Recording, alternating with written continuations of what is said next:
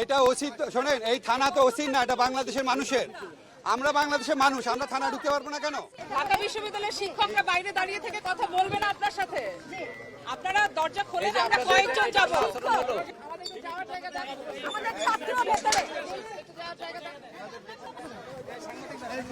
ভাই ভাই ওই জায়গা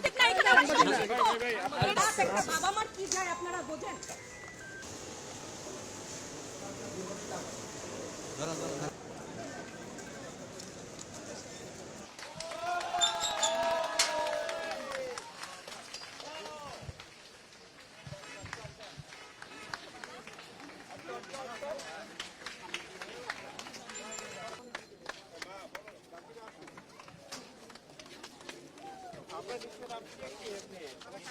মোবাইল